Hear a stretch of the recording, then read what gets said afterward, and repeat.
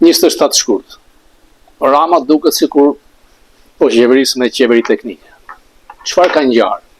Vetëm 6 muaj, mbas sukseseve të mëdha të trumbentuara nga ai pranon që të largojë gjysmën e qeverisë.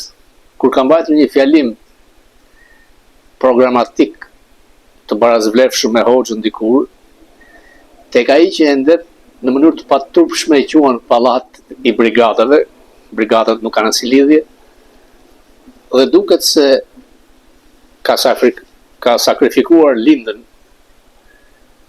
e kryeministrisë për të shpëtuar atë të Surrelit. Por tek emrimet, duket se janë zarët, lejtarët e Ballukut. A do t'i heq mandatin që ajo të shkojë drejt prangave? Apo do të kemi një skenar si me Zvicerianin e qeverisë, i cili u lejua të arratisej dhe ka kohë që flet për bëmat e mëdha të Ramës. Ministri i jashtë, ministri i mbrojtjes janë dy figurat qendrore në çdo qeveri. Por tek Rama ka kohë që jo vetëm këto poste vendosen njerëz pas një merit, pas një lidhje me historinë e Partisë Socialiste dhe të gjithë subjektët SPAK. Spiro Pali dhe Vengo shumë shpejt do të shkojnë SPAK. E para për pastrim miliona dollarë në Kanada, e dyti për problemet e mëdha në portën e Durrësit, por dhe me vjedhjet tek pronat e ushtrisë. A do të ndaloj topi tek ai? Nuk besoj. Rama është i natëshor, nuk ja fal Spiro Palës, e cila i hoqi të drejtën që Rama të firmosi tek Bordi i Paqes. Pra, Rama nuk firmosi as me Trump, por nuk firmosi as me Rubio, siç ndodhi me Netanyahu. E spostuan Davos dhe Spiro Pali duke prodhuar një dokument pa logjik diplomatike, ratifikim, shkruar me gabim, raktifikim, duke i dhënë kështu mundësi Ramës të shkonte tek Bordi i Paqes, por jo si firmtar. Ardhja e Spiro Palit në Amerikë ishte një dështim tjetër. Nuk e priti Rubio, ndërkohë që sa herë që vjen Osmani, nderohet. Problemet e Ramës, familjes tij janë në SPAK. SPAK i dërgoi një mesazh, do të arrestohen familjarët e Ballukut, por do të kryeministrit, sepse janë të zhytur në krimet mëdha financiare, dhe SPAK ka kohë që duhet të jetë futur thellë tek transfertat me $100 milion te Abi Bank. Kjo nuk ka shpëtuar nga radarët e agjencive të hetimit amerikan.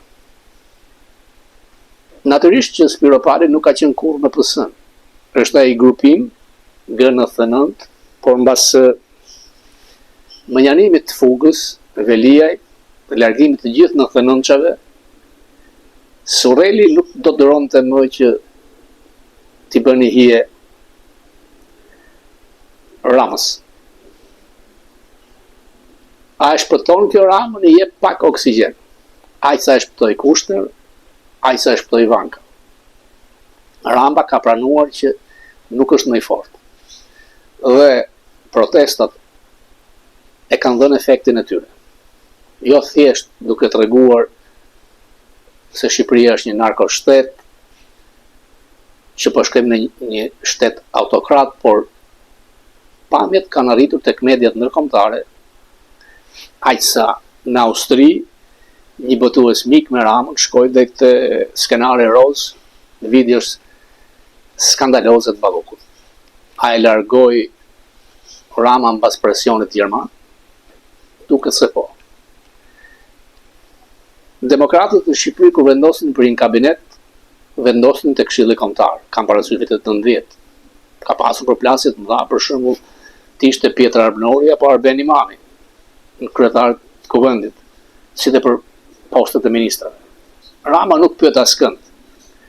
Qeverit Ernanos, por dhe të Metës, përpara çdo emërimi në kabinet, merrnin një lloj skaneri dhe aprovimi nga ambasada amerikane.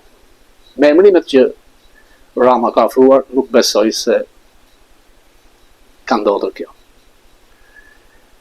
Nesër, shqiptarët duhet të tregojnë me forcë Ramës që nuk mjaftohet me hapa gjysmak. Gorbaçovi dikur thoshte që nuk ka çast më kritik për një qeveri të keqe kur fillojnë reformat. Dhe ai e ka nga përvoja e tij. Nisi reformat e mëdha në ish Bashkimin Sovjetik dhe ngeli vetë pa punë. Rama mund të ketë një zgjidhje të deklarojë zgjedhjet parakoshme rufe për të provuar se ku qëndron ai me realitetin shqiptar, a mund të marrim shumë se 83 apo do të zbresë 65. Trysnia ndaj tij ka nisur me kohë. Me hetimet që po kryen për Sorosi, grupi strukturuar kriminal, Sinaloa, por dhe me Ganigel, s'pak do të ketë reja për Ramën. Kundërshtia që ai bëri vendimit gjykatës kushtetuese për pezullimin e Ballukut nuk ishte për Ballukun, sepse kthehet në një precedent, s'paku mund të kërkojë edhe pezullimin e tij. Në shkrimin e fundit të Washington Examiner, në datën 24 shkurt, shkruaj qartë: Shqipëria nuk meriton të bëhet antare e Bashkimit Evropian në ndërtim në Ramës. Shkruaj për akrobacirat e tij kundër drejtësisë, idiotësitë diplomatike dhe këbardi të bordi paqes, sipas Washington Examiner, kur flet për Thatchin, dhe në fund shkrimi i Washington Examiner mbyllej që ato të pranonte Bashkimi Evropian një vend kufi që mbështet terrorizmin dhe trafiqin. Akuzë shumë e rëndë. Natyrisht, ata sillnin shembullin e Erdoganit, të cilin përpara 30 viteve e mbështetën duke mbyllur sytë ndaj sjelljeve të tij autokrate. Dhe sipas Washington Examiner, stili dhe shembulli që Rama kërkon të zgjedhë është pikërisht Erdogan. Por ai duket që nuk ka një drejt peshim politik dhe mund të shkruajë drejt një vetvrasje politike. Është armiqësuar me Macron, me Merz, me Bashkimin Evropian, me amerikanët, ata vazhdojnë të jenë akullt ndaj tij, dhe ka investuar shumë përmes një biznesmeni të dyshimit si Jafet me Izraelin. Por që të kesh aleat në këtë çast Netanyahu nuk fiton asgjë si me liderit e Europës perëndimore por dhe amerikane. Netanyahu është nga personat më të rryer në glob mbas genocidit kryer në Gaza. Vjedhjet janë me miliarda dollar, por vazhdon të del gjithmonë në haptas se vjedhjet janë më tepër se ç'mendonin shqiptarët. Dhe kjo duket qartë nga shkërmoqja e miliardave dollarëve në rrugët që po prishën thuajse të gjitha. Sepse nëse vendos ministrat të këtij niveli që si njeh askush, ky rezultat do të jetë. SPAK është vetëm një shpresë dhe mbështetet nga ato segmentet politikës amerikane që nuk ndikohen as nga fëmijët e llastuar zoti Trump dhe as nga bishtat e Soros. Janë mbi 20 vetë FBI që drejtojnë SPAK. Moto e tyre, follow the money. Një ndër to është transfertat $100 milion nga Abbey Bank, gjurmët e miliona dollar të Spiropalit në Kanada, pa folur për Sinaloa dhe pa folur për atë qendrën e korrupsionit masiv në portin e Durrësit. Muret janë duke afruar dhe Rama është gjithmonë në corner. Por siç thash, rrugdalja e tij mund të jenë zgjedhjet para kohës, por nuk mund të hyet në zgjedhje pa ndryshuar ligjin elektoral. Shqipërisë duhet një republikë e re, një fillim çdo gjë me emër të ri. Një shembull vjen nga Amerika. Lideri demokratëve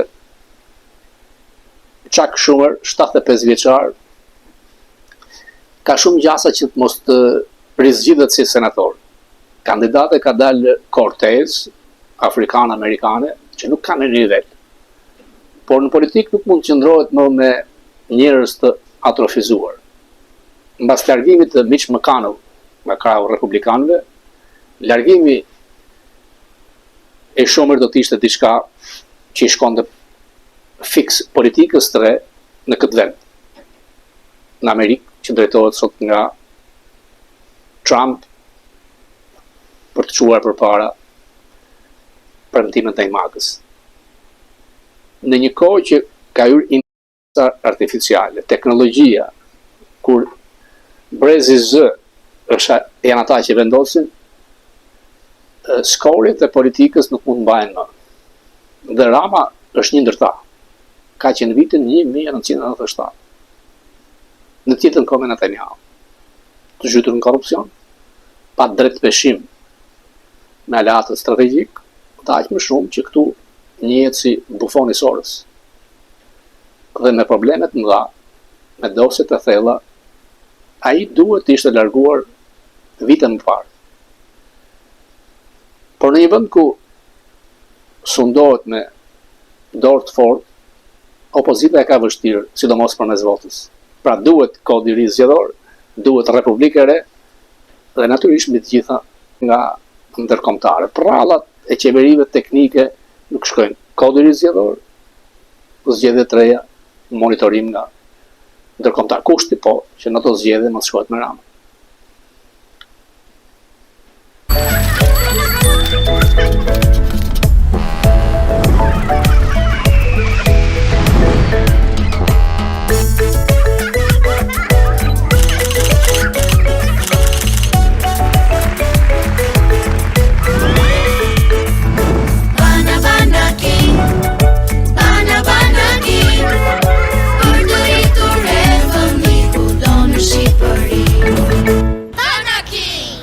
Kudo në Shqipëri.